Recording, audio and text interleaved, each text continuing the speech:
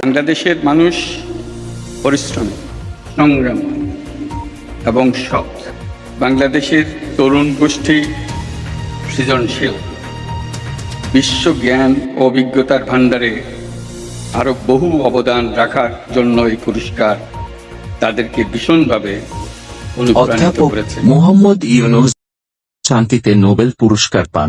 অধ্যাপক মোহাম্মদ ইউনূস, যার জন্ম 28 জুন 1940, বাংলাদেশী নোবেল পুরস্কার বিজয়ী ব্যাংকার ও অর্থনীতিবিদ। তিনি চট্টগ্রাম বিশ্ববিদ্যালয়ের অর্থনীতি বিভাগের একজন শিক্ষক। তিনি ক্ষুদ্র ঋণ ধারণার প্রবর্তক। অধ্যাপক ইউনূস গ্রামীণ ব্যাংকের প্রতিষ্ঠাতা। মোহাম্মদ ইউনূস এবং তার প্রতিষ্ঠিত গ্রামীণ ব্যাংক যৌথভাবে 2006 সালে নোবেল শান্তি পুরস্কার লাভ করেন। তিনি প্রথম বাংলাদেশী হিসেবে এই পুরস্কার লাভ করেন।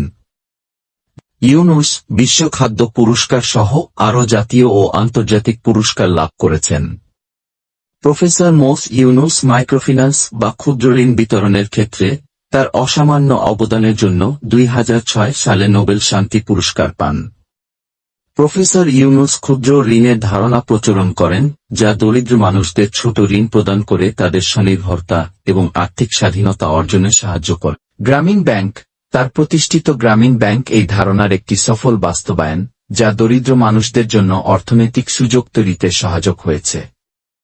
প্রফেসর ইউনূস কি মাইক্রোফিন্যান্স কি বা ক্ষুদ্র ঋণের ধারণা প্রবর্তন করেন, যা অর্থনৈতিক সুবিধা প্রাপ্তি এবং ঋণদানকারী ও ঋণগ্রহীতার মধ্যে আস্থার সম্পর্ক গড়ে তোলে। ক্ষুদ্র ঋণ এমন ঋণ যা ছোট আকারে প্রদান করা হয় এবং সাধারণত দরিদ্র মানুষের জন্য এই ঋণ ব্যবহৃত হয় যাদের ট্র্যাডিশনাল ব্যাংকিং সুবিধা পাওয়া কঠিন। Yunus founded Grameen Bank in 1976, a microfinance institution that provides small loans to people in poverty. Yunus pioneered the concepts of microcredit and microfinance.